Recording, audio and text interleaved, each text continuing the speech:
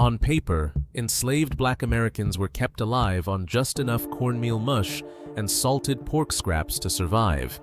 1,200 calories a day for backbreaking work, demanding 4 times that. The meals in 10 cheap meals black slaves ate to stay alive weren't just food. They were a weapon used by enslavers, who calculated every ration as a way to weaken, control, and break spirits. Infant mortality soared, bodies withered, and hope faded with every bite. Why did some survive these engineered Hunger Games? And how did such deprivation lay the foundation for American food traditions? The answers start with the unflinching reality of the plantation ledger. Plantation ledgers spelled out survival in dry arithmetic: 1 peck of cornmeal, 3.5 pounds of salt pork. These were the numbers that governed life for the enslaved, numbers that looked tidy on paper but told a story of calculated deprivation. A peck meant 8 dry quarts, about 12.5 pounds of meal to last 7 days. The pork, thick with fat and gristle, weighed out to half a pound daily. These rations were not generous. They were not even adequate. They were the minimum an enslaver could spend and still keep bodies working in the fields. The math behind these rations was as cold as it was precise. Cornmeal, ground coarse and often riddled with husk, supplied most of the calories. Salt pork, tough and heavily preserved, provided protein and fat, though mostly from the fattiest, least desirable scraps. Together, the weekly allotment delivered about 4,700 calories per day on paper, but the reality was more complicated. Spoilage, pests, and poor storage meant some of the meal was lost before it ever reached the cookpot. Fatty pork sometimes turned rancid in the southern heat. What remained had to be stretched to feed not just adults, but children and elders as well, who often received smaller shares or relied on what could be spared. Plantation records from Virginia to Mississippi show remarkable consistency in these measurements. The system was designed less for nutrition than for economy.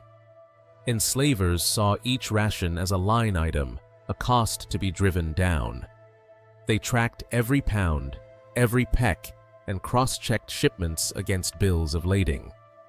Overseers signed off on deliveries, and any deviation from the quota could mean punishment or dismissal.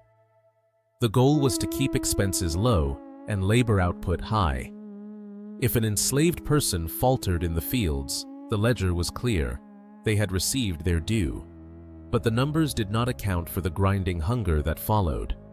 Cornmeal mush, watered down and boiled into a bland porridge, became the daily fare.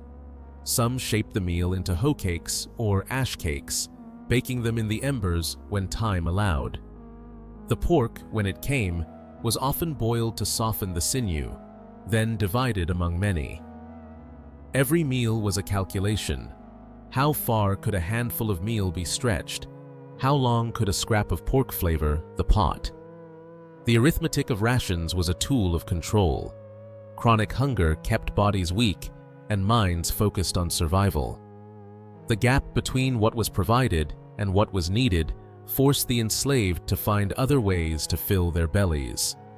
Ledgers did not record the hours spent foraging wild greens, hunting small game, or tending secret gardens.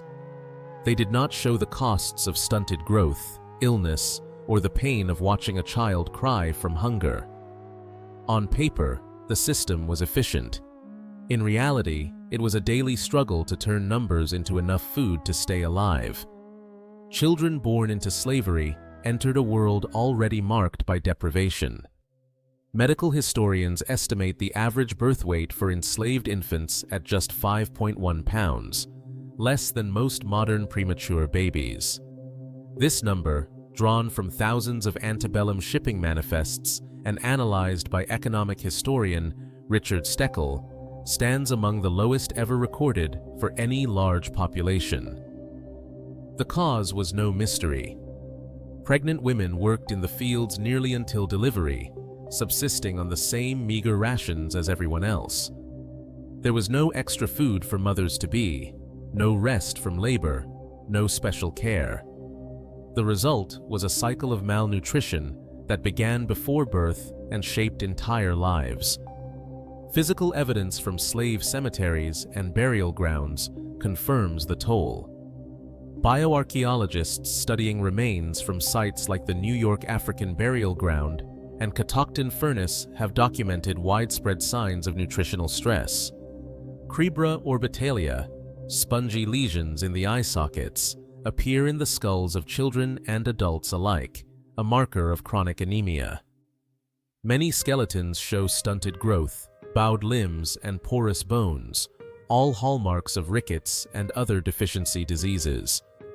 Even the teeth tell the story, thin enamel, abscesses, and lines of arrested growth that mark each hungry season. The UPA slave narratives, collected in the 1930s from more than 2,000 formerly enslaved people, echo these findings in lived experience. Many recalled eating from troughs as children, fighting over corn mush with oyster shells or bare hands. Meat was rare, vegetables scarcer still. One woman remembered, "All we had was ash cakes and pot liquor. The babies, they mostly died." Infant mortality soared. Some plantations lost half their children before the age of 1.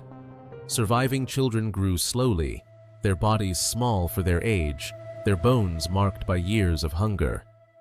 By the time they reached the fields, many had already endured a lifetime's worth of deprivation. The arithmetic of rations left no room for childhood. Each skipped meal, each season of lean, left its mark, etched in bone, remembered in story, measured in the silence of lost children. This was not accidental. The system that weighed out cornmeal and pork also measured out health, hope, and future in the smallest possible increments. Every empty belly, every fragile newborn, testified to a world where survival was uncertain and hunger a constant companion. The legacy of this deprivation would echo long after emancipation, shaping bodies and communities for generations. Night after night, hands that had picked cotton through the heat and dust turned to the earth again, this time in secret. Across the South, enslaved people carved gardens from the margins, planting beans, okra, and collards in patches behind their cabins or at the edge of the woods. WPA interviews decades later echo the same memory. "We worked our own little garden by moonlight. That's how we got greens for the babies." The knowledge came from Africa, carried in memory, and, sometimes, in seeds braided into hair. Okra thrived in the humid air, black-eyed peas climbed makeshift trellises, and sweet potatoes pushed their orange flesh through clay. These crops were more than food. They were a quiet act of preservation. Archaeologists at Monticello have mapped the outlines of these plots, finding traces of peanuts, cowpeas, and even watermelon. Each plant a thread tying the present to a lost homeland. But gardens alone could not fill the gap left by rationed pork and meal. Wild greens, pokeweed, dandelion, creasy salad became a lifeline. Children learned to spot edible leaves at the forest's edge, gathering them in baskets or aprons. "We picked poke and dandelion whenever we could," remembered one former slave. "Mama'd cook it with a bit of salt meat if there was any, but mostly it was just greens and water." Boiling pots simmered over open fires, extracting every bit of nourishment from stems and leaves. The liquid left behind, pot liquor, was prized as much as the greens themselves. Mothers spooned it into the mouths of the very young and the very old, knowing it held the minerals and vitamins stripped away by the rest of the diet. "We'd sop up the pot liquor with cornbread," recalled another voice, "because that's where the strength was." These gardens were always at risk. Overseers might forbid them, or animals might break through the fence in a single night. Yet the gardens returned, season after season, worked in stolen hours. The diversity of crops, okra, collards, beans, sweet potatoes, onions, stood in sharp contrast to the monotony of plantation rations. Each row was a testament to agricultural skill, careful seed saving, and the will to survive. The legacy of these plots endures in the staple vegetables of Southern cooking. Collard greens, simmered slow with whatever fat could be spared, okra thickening the pot, sweet potatoes roasted in ashes. Every garden became both a shield against hunger and a quiet act of defiance, proof that knowledge and hope could take root even in the poorest soil. Nightfall brought a different kind of labor. Once the last embers in the fields faded, hands that had pulled cotton all day turned to the work of survival, quiet, careful, and always at risk. Across the South, enslaved people slipped into the darkness, moving in groups or alone, driven by hunger and the knowledge that what the ration house gave would never be enough. The woods and creeks beyond the cabins became hunting grounds, each footstep a wager against patrols, dogs, and the threat of brutal punishment if caught. Improvised gear was a necessity. Some carried traps woven from scrap wire, others whittled snares from hickory saplings. A few, trusted by overseers or skilled enough to barter for the privilege, had access to battered muskets or flintlock pistols. Archaeologists at Poplar Forest have uncovered gunflints and lead shot in quarters once home to enslaved families. Physical proof that small game hunting was more than memory. The shot size matches the kind needed to bring down rabbits, squirrels, or possums, the animals most likely to fill a pot without drawing attention. Possum bones found in refuse pits tell the rest of the story. These night hunts were not rare, but routine, a steady supplement to the meager pork and meal. Fishing offered another lifeline. Streams and ponds, sometimes miles from the cabins, became gathering places after dark. Simple lines were fashioned from thread or plant fiber, hooks from bent nails or bone. At Rich Neck Plantation, fish remains unearthed by archaeologists show a surprising diversity. Catfish, sturgeon, bass, even turtle, suggesting that enslaved people traveled far and worked together to secure what they could. Lead sinkers, recovered from these sites, signal the use of nets or trot lines, tools that could be set quietly and checked before dawn. These night forays demanded skill and silence. The woods held dangers beyond overseers, snakes, wild hogs, and the ever-present risk of getting lost. Yet the knowledge needed to track game, read animal trails, and move unseen was passed from elders to children, a body of expertise as valuable as any tool. WPA interviews recall the thrill and terror of these expeditions, how a single rabbit could mean a rare stew, how the splash of a fish in a bucket might feed a family for days. The risks were real. Patrols roamed the roads, and any sign of a missing firearm, or even a snare set too close to the big house, could bring swift retribution. Still, the drive to supplement the ration pot outweighed fear. These nighttime hunts were not just about food, they were acts of quiet defiance, moments when the enslaved claimed agency over their own survival. Every possum caught, every fish landed, stretched the rations a little farther and proved that knowledge, courage, and community could carve sustenance from a world designed to deny it. Perhaps the greatest testament to culinary skill on the plantation was the transformation of animal scraps into nourishing meals. Chitterlings, pig intestines painstakingly cleaned, became staples. Preparing them required hours of labor, soaking, scrubbing, and boiling to purge grit and odor. Only then could they be simmered for up to 4 hours, often with onions, peppers, and wild herbs gathered from the margins. What began as refuse, destined for the slop bucket, ended as a savory dish that filled the quarters with the scent of slow-cooked resilience. Pig feet, too, found new life in the hands of enslaved cooks. Tough, fatty, and full of collagen, they needed careful braising to yield their richness. A kettle set over the fire turned sinew to silk, the gelatin thickening stews and lending body to pots of beans or greens. These dishes did more than fill empty stomachs. They preserved African techniques for making the most of every cut, coaxing flavor and nourishment from what others discarded. On some plantations, the kitchen became a place of apprenticeship. James Hemings, who trained in France before returning to Virginia, mentored young cooks in the art of seasoning, timing, and transformation. Under his guidance, scraps became delicacies. He taught that patience and precision could turn even the toughest cut into something worth savoring.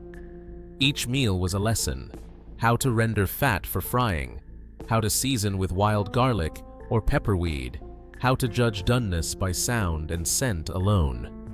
This technical mastery was survival science. It meant the difference between hunger and sustenance, between mere existence and a fleeting taste of comfort. The legacy of these cooks, anonymous to history, yet architects of flavor, lives on in every bubbling pot and every recipe passed down in secret from one generation to the next. In the heat of the 1960s, a new name for an old tradition began to circulate through city streets and restaurant kitchens. Soul food entered print in 1964, first appearing in a New York Times Magazine article, and quickly took root in the language of Black cultural pride. The term captured more than a menu. It spoke to a collective memory forged in hardship and hope. Harlem's Sylvia Woods opened her restaurant in 1962, serving fried chicken, collards, and cornbread to a neighborhood in the midst of change. Just a few years earlier, Army and Lou's in Chicago had already been feeding generations of migrants from the Mississippi Delta, their recipes seasoned with stories of the South and the journey north. As the Great Migration redrew the map of Black America, thousands carried family recipes from Georgia, Mississippi, and the Carolinas to new homes in Chicago, Detroit, and New York. Eateries became gathering places, safe harbors where the flavors of home could be found in a plate of smothered pork chops or a bowl of black-eyed peas. The word soul was everywhere, in music, in protest, in the kitchen. It was a badge of identity, a declaration that these foods, once symbols of deprivation, were now sources of pride. Amiri Baraka, writing in 1962, used soul food to answer critics who claimed Black Americans had no cuisine of their own.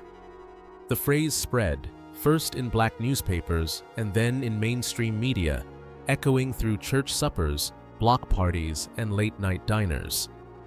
By the late 1960s, soul food was more than a culinary label. It was a statement of survival and self-definition, a reminder that out of the fields and kitchens of the enslaved, something enduring had been created.